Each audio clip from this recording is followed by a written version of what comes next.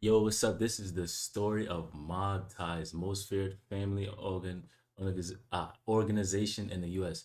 Now me personally, I always wondered why they got so much respect and all that, and like was so plugged in. Like every time you heard about a rapper, something bad happening to a rapper, they came to the rescue and was helping to get something back or a chain back or something back. I heard the same thing happened while being on Mighty J and be a young boy. And I never really found out why they were so respected or, like they said, feared. But the only way to find out is by getting straight into this video. I've never been the type of person who was content with taking orders. It's hard not to be a little jealous of James Smith. At the age of 28, this young man who grew up in the Houston ghetto is now a self-made millionaire. To make a long story short, I was totally unaware of them charging me with that pill. Where do you think the pill came from?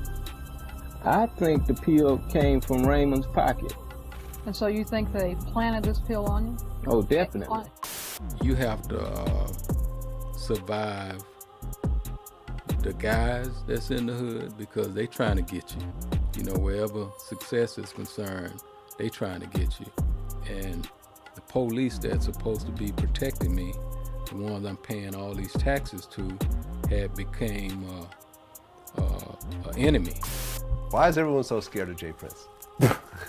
You know what I mean? It's a beast, you know what I mean, in them streets. You know, heard about, you know what I mean, the shit that had happened to people back in the day, you know what I mean? So when you hear those stories and you see how you move, you know, they scared of you, you know what I mean, period. You would almost rather die before you allow somebody to really, truly disrespect the brand? Oh yeah, we're gonna live and die by this. Period. Live and die by it. Is that his son? That is us. My name, the Prince name, rap a lot, all that shit coincide together. Hey yo, squad, what's the drill? Back with another video, man. You know history holds some of the greatest secrets, but there's one in hip-hop that many are clueless about. Like, why is this ominous figure named J. Prince so feared in the rap game?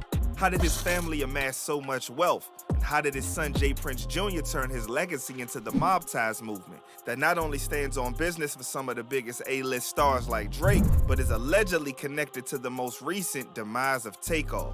If you want these questions answered and know the dark history of Mob Ties and hip-hop, then you're in the right place. So without further ado, let's skip the play and get down to business. To understand the Mob Ties story, you first need to know the foundation, and it all starts with the notoriously known J. Prince, who came up in the streets of Fifth Ward, Houston, Texas. Surrounded by poverty and the outbreak of coke having the trenches in a chokehold back in the day, J. Prince adapted to his surroundings to make it out the hood. He wanted moms and them to have the finer things in life, so he had to do what he had to do.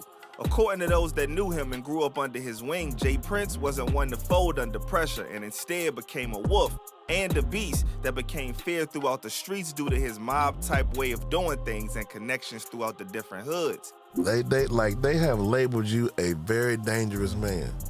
Wow, I wonder why would they do that? Dudes tell stories of how his word held weight in the streets, from commanding Master P to not touch his artists, to squeezing Birdman when he tried to play them for money. J. Prince is like the hip-hop boogeyman. Well, you were beefing with Master P during this time, right? Right, definitely, man. That's another thing, man. He called P and told P to, you know, pump his brakes, keep it on wax, you know what I mean? Like, I done been in the airport with them. Mystical, all his bodyguards, everybody, they could just mean mug me. We all sitting down there 2-3 rows from each other. All they can do is mean mug me. Can't do shit because of the old man, so Jay is connected. But that money, power, and respect came at a price. At just 28 years old, J. Prince went from being broke to being rich, stacking up M's in the bank. He was whipping Rolls Royces before dudes could even dream about owning one. Even more, he was giving them to the homies. It was straight boss moves. Back then, Raw Flush, dealing with Raw Flush back then. Raw. Yeah. So back then, I made a decision. I said, God damn. I say, I'm trying to be somebody else. But with all that wealth and his name growing as the kingpin running the streets, you know the feds wasn't gonna sit and let that slide. Facts. While they was lurking, J. Prince was building an empire. With the money rolling in, he diversified his catalog, branching into boxing where he managed Floyd Mayweather early on in his career. I'm good. You was instrumental in Floyd Mayweather's career early on too, right? Oh, most definitely. Most definitely. I managed Floyd Mayweather for 4 years. And we all know about his infamous record label, Rap-A-Lot Records, which was inspired by his brother, Sir Rap-A-Lot, who was later arrested. Rap-A-Lot Records was the next venture to take his power to an even higher level early on. People don't know how connected he was. Even the big bad bully Suge Knight was his acquaintance. He was hanging with the gangsters and music moguls controlling the industry in the streets.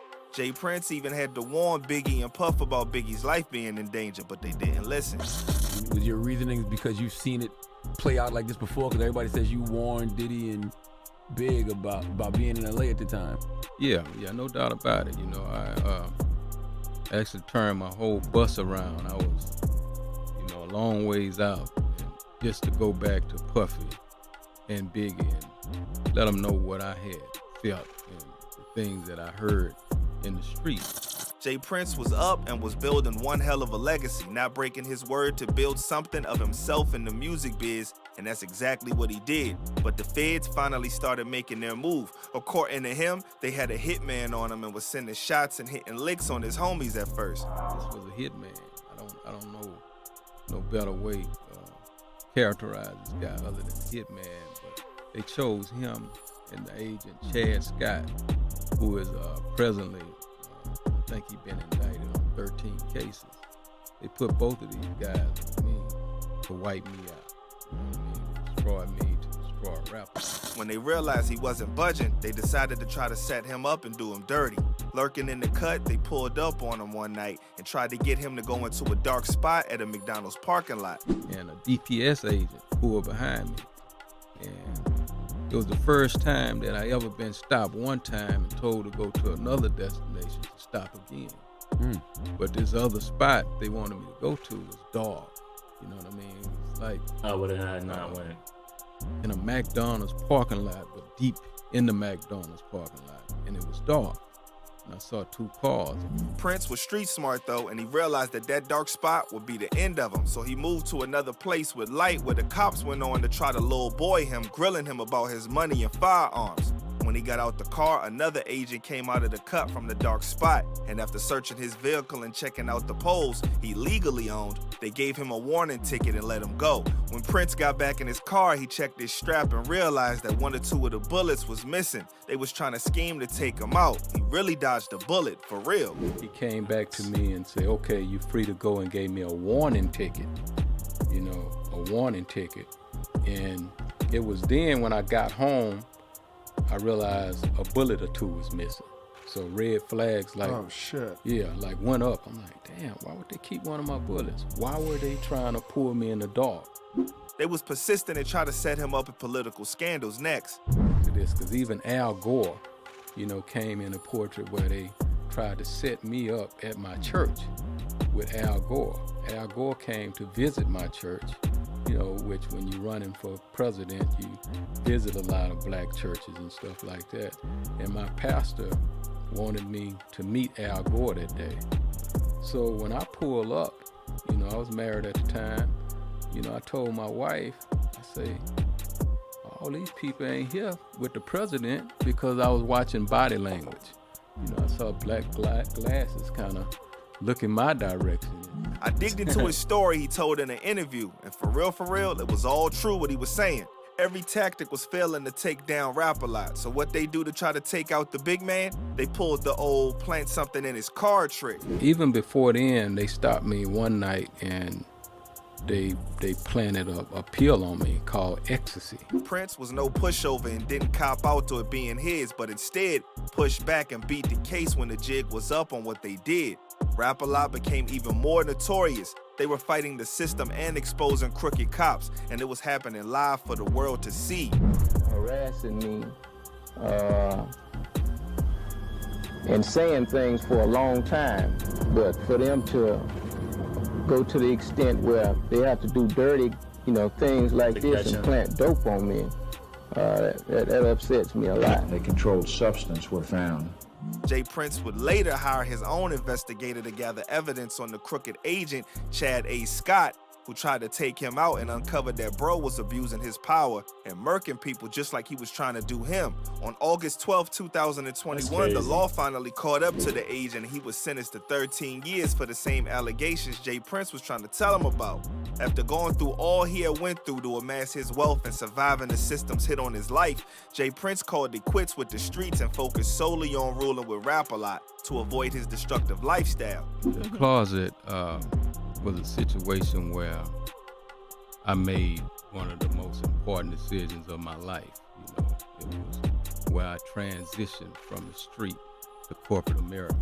You know what I mean? I gave up the game. His kids gave him the push to make that decision, and he built Rap-A-Lot to pass down the family ways to them, and that's exactly what happened. Part of my main decision for making that was for my kids. You know, it was a time in my life I didn't care. You know what I mean? I didn't care. I was in the street to die. You know what I mean? It didn't matter to me. But it's a beautiful thing, you know, to look at your kids and say, okay, I'm gonna do this for y'all. You know what I mean? I didn't have enough sense to do it for me. I said, but I'm gonna do this for y'all. And all of that was a part of the decision making that I made in the closet. That gave birth to the beginnings of what the world would know as mob ties. From a young age, J. Prince Jr. was molded under the guidance and ways of his father. His values are his values, so regardless of who you are. And he distilled that in us. Definitely.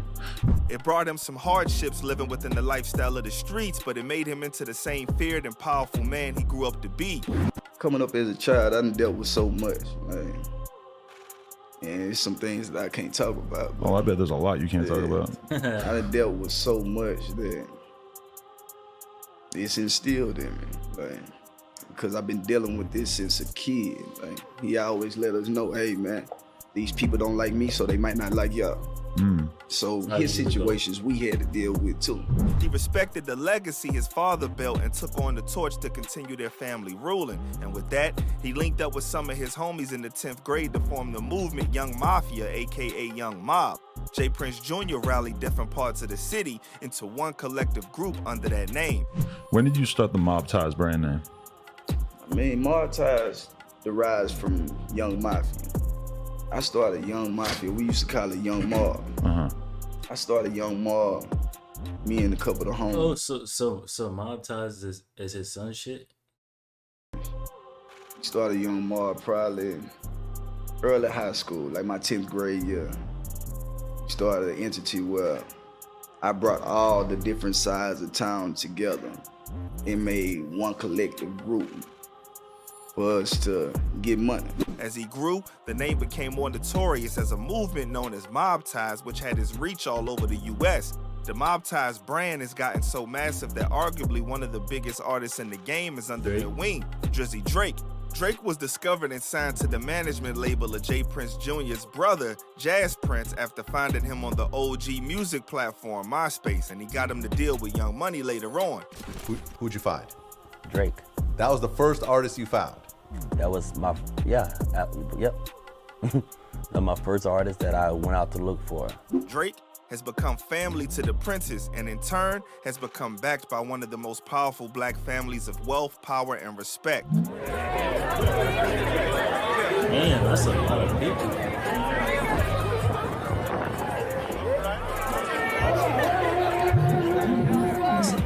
On his album Scorpion, Drake dedicated the banger Mob Ties to his second family and Mob Ties brothers. J. Prince Jr. took Mob Ties to the world. It was his version of Rap-A-Lot, holding the weight of his family through loyalty and respect. But just like his pops, the ops and the cops were still scheming to trying to get him caught. Even to this day, plots like fake bags with illegal substances are being distributed with their brand trying to get Prince Jr. and them in the clutches of the law. Seems very similar to the same planting tactics that they tried on OG Prince back in the day. But just like then, it failed now. Talking about people sort of disrespecting the brand name and stuff. Most recent thing that I've seen expressed by the Prince family on social media was basically this outcry against these pills that they've been selling with Rap-A-Lot logos on. How does that make you feel? I mean, you know, right there, like, it's crazy. First off, I don't know if it's the police or the streets. The media nearly got the Mob Tie honcho hemmed up too for clout and clickbait when they made his Cribs tour about him holding the power pole. All his straps were legal, but they chose to highlight the firearm pick for views, and what you know, it brought negative spotlight on bro, and he caught a gun case right after. I was able to find the news coverage on the gun case too, and they had bro sounding like a straight up ruffian. Talk about cops could have been shot because he had the 9 hidden in his crotch. Light bars. They made it seem like dude trafficked the strap behind bars on purpose to do something, when they just didn't find it on him when they searched him when they pulled him over. This is rap music mogul James Andre Prince, better known to his fans as J. Prince Jr. And tonight, he is facing charges after smuggling a loaded 9mm semi-automatic handgun into the Houston Police Department jail. According to prosecutors, Prince had just left a party at a posh hotel about 6:30 last night when he was arrested for DWI. The problem is, after being arrested, Prince was able to hide a loaded 9mm gun in his crotch, despite multiple searches by... As if bro was supposed to say, here, I got the strap on me too. Exactly, that's get what I was into about more to say. trouble. J. Prince Jr., though, was trained for this. If you got it on you and you get searched, you're not gonna be like, here's this.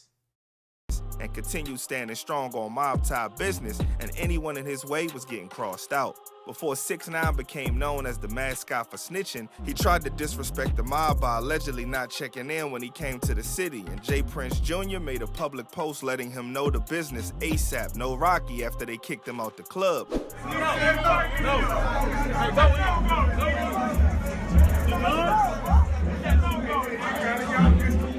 6ix9ine then putting on his best gangster impression went ahead and further disrespected the mob and said he's still not checking in, and even decided to pull up in Houston talking that talk. Yo, I'm starting to think that clout chasing is cool. Like, that's a sport now. Like, being gangster is not cool no more. I think clout chasing is. Mentioning Tekashi 6ix9ine's name, you lit, you know what I'm saying?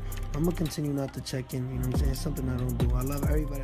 J. Prince Jr. said I bet and went to where 6ix9ine was headlining in South by Southwest and gangstered all the security they put in place to protect 6ix9ine. Got on stage and took the mic stating that they were here for 6ix9ine. Dude had everyone outside ready to catch him lacking. Hey, what's 6ix9ine there? Hey, what's 6ix9ine there? Hey, what's 6ix9ine there? Y'all came to see 6ix9ine, huh? Where you at? Nah. Them boys stood on business and made 6ix9ine a no-show after he was shook. Talk a lot of shit, huh? But won't even show up to their own show. Goddamn, you don't want your back in? You don't want your back in? J. Prince Jr. showed his weight in the city and took 6ix9ine not showing up after all that talk as a sign of respect for the mob ties power. Man, it was just a moment where I had to put a kid in his place. Like, and as you see, like, once I addressed the situation, I said nothing more about it because I'm not no lip boxer. I'm not gonna go on social media and go back and forth with you. None of that. I'm gonna check your temperature. And you know, respect can be shown in a bunch of different fashions. He showed me respect. Mob ties has since extended their reaches and built up to become an even larger entity with ties to some of your favorite mainstream artists that always come through the hood and show love. You never can forget where you come from. And that's something that my old man instilled in me also. That never forget where you come from. Like every year for my birthday, I have a block party in Fifth Ward, in the middle of Fifth Ward. I don't know if you've seen the footage or not, but it be thousands of people in the middle of my hood. And Drake done been, Meek done been, Ross done been, Chris Brown, Tiger, like the name, Black Youngster, Moneybag, like the name, Lil Kim, it go on and on. Right. Everybody come out every year. Fifth Ward saw the rise of Rap-A-Lot Records, and now they see young Prince Jr. with an equally respected movement, Mob Ties. When the mob comes through, it's nothing but love and respect because the Prince name has been instilled with that energy with how they move and everything they built. Where the mob goes from here, seems like they're on a mission to take over the world with how they operate. And the sky's the limit, but one thing's for sure, they gotta stay out the way, man. Got to. So there you have it. Until next time, stay. Until next time, let me know what y'all think about the whole Mob Ties thing. And also on top of that, with them being there at the whole takeover situation, do y'all feel they're the blame for the whole takeover situation? Get it in the comment section. Let me know how y'all feel about that. With that being said, I appreciate y'all for all love and support. Love is love, and I'm going to catch y'all in the next video.